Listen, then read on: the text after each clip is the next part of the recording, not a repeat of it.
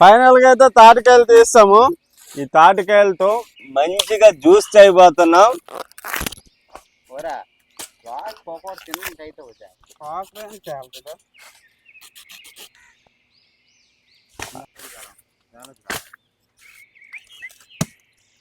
Summer season వచ్చేసింది, మంచిగా తాటికాయలు తీసాం.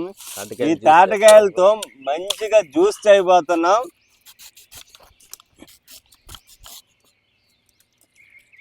ఈ తాటికాయల నుండి ఈ తాటి ముంజి తీసాం. చూడండి ఎంత వైట్గా ఉంది, ఎంత జారుతుంది.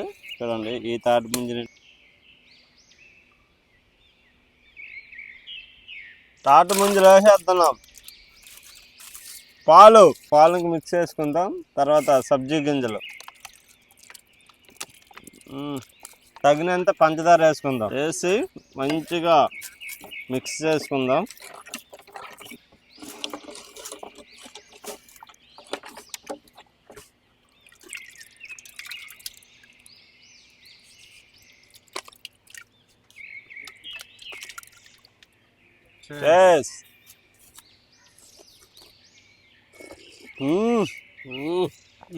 నిజంగా ఈ తాటి ముంజలు సబ్జీ గింజలు పాలతోనే